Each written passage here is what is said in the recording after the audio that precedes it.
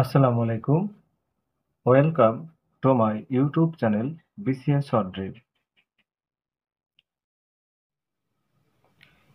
পৃথিবীতে যে 7টি মহাদেশ রয়েছে সেই 7টি মহাদেশ সম্পর্কে আগের একটি ভিডিওতে মানচিত্র অঙ্কন করে সংক্ষিপ্তভাবে আলোচনা করেছি।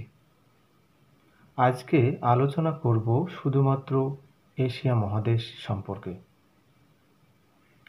পরবর্তী ভিডিওতে ইউরোপ মহাদেশ, আফ্রিকা মহাদেশ, উত্তর আমেরিকা মহাদেশ, দক্ষিণ আমেরিকা মহাদেশ এবং ওশেনিয়া মহাদেশ সম্পর্কে ধারাবাহিকভাবে আলোচনা করব। এই এশিয়া মহাদেশটি ইউরোপ মহাদেশ থেকে আলাদা হয়েছে ইউরাল নদী, ইউরাল পর্বত এবং কাস্পিয়ান সাগর দ্বারা। এবং এশিয়া মহাদেশটি আফ্রিকা মহাদেশ থেকে আলাদা হয়েছে এখানে সুয়েজ খাল এবং লোহিত সাগর দ্বারা। শুধুমাত্র এই এশিয়া মহাদেশটিকে বড় একটি কাগজে অঙ্কন করলে কেমন দেখায়। এটি এশিয়া মহাদেশ। এই এশিয়া মহাদেশে স্বাধীন দেশ রয়েছে 46টি। তবে জাতিসংঘভুক্ত স্বাধীন দেশের সংখ্যা 44টি। এই 44টি দেশকে আমরা 5টি অঞ্চলে বিভক্ত করে আলোচনা করতে পারি। চলুন দেখি 5টি অঞ্চলে। প্রথমে এখান থেকে শুরু করে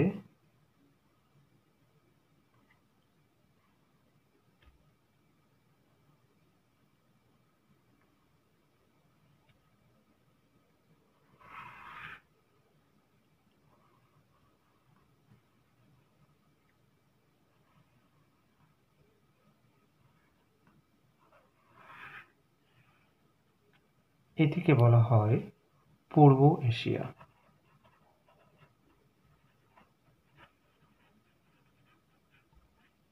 এরপরে এখান থেকে শুরু করে এই পর্যন্ত এটাকে বলা হয় দক্ষিণ পূর্ব এশিয়া।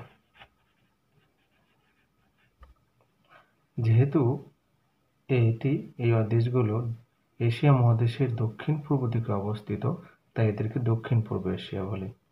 এরপর এখান থেকে শুরু করে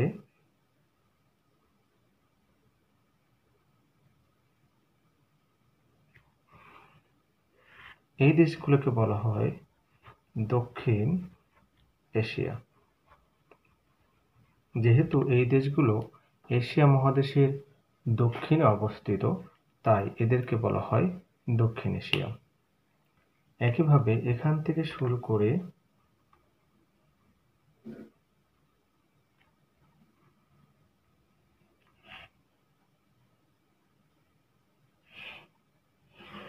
এই দেশগুলোকে বলা হয় হচ্ছে দক্ষিণ পশ্চিম এশিয়া। যেহেতু এই দেশগুলো এশিয়া মহাদেশের দক্ষিণ পশ্চিম দিকে এশিয়া বলে, এদেরকে সরাসরি পশ্চিম এশিয়ার দেশও বলা হয়। এরপরে এই এশিয়া মহাদেশের একদম মধ্যখানে অবস্থিত যে 5টি দেশ রয়েছে, এই দেশগুলোকে বলা হয় মধ্য এশিয়া।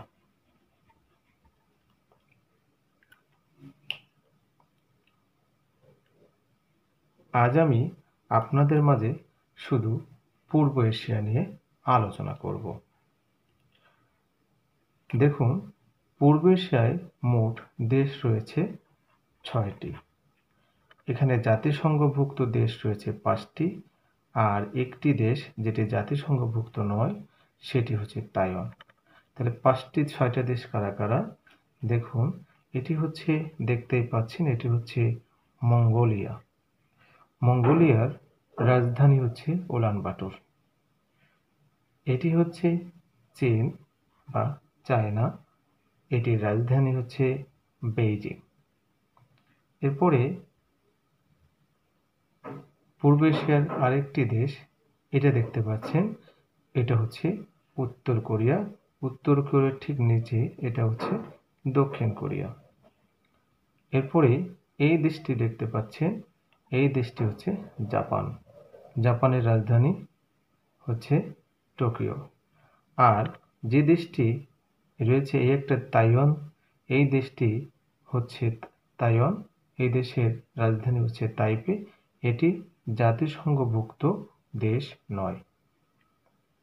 তো এই উত্তর কোরিয়ার রাজধানী হচ্ছে পিয়ংইয়ং, আর দক্ষিণ কোরিয়ার রাজধানী হচ্ছে সেউল। দেখুন, এই যে 6টা দেশ আছে, এই দেশগুলোকে বলা হয় পূর্ব এশিয়া। এদের আরেকটা নাম হচ্ছে দূর প্রাচ্যের দেশ। এখন এই প্রাচ্য শব্দটির অর্থ হচ্ছে পূর্ব। যেহেতু পুরো পৃথিবীর মানচিত্রে এই 5টি দেশ পূর্ব দিকে অবস্থিত, তাই এদেরকে বলা হয় দূর প্রাচ্যের দেশ। এই দূরপ্রাচ্যের দেশের মধ্যে দেখতে পাবো যে এই দূরপ্রাচ্যের দেশের মধ্যে একমাত্র স্থল বেষ্টিত, অর্থাৎ ল্যান্ডলক কান্ট্রি, আবার বলতে পারি সমুদ্র বন্দরবিহীন দেশ হচ্ছে এই মঙ্গোলিয়া, যার সাথে সমুদ্রের কোনো যোগাযোগ নাই।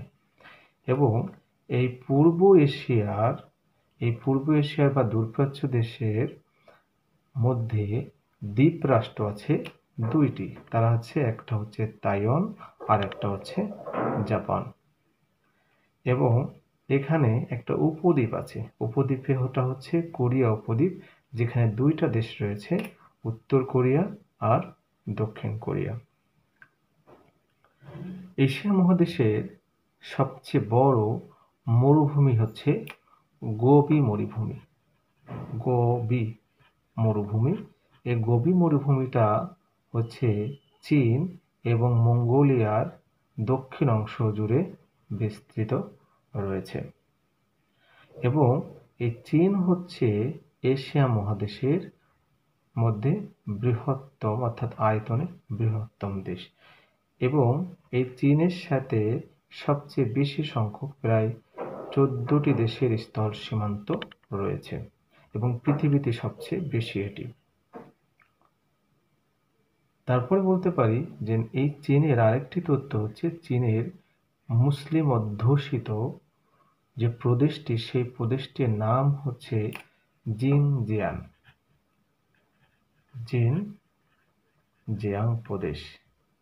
এবং এই প্রদেশে যে মুসলিম সম্প্রদায় বাস করে, তাদের নাম হচ্ছে উইঘুর মুসলমান সম্প্রদায়, প্রায় পরীক্ষায় আসে।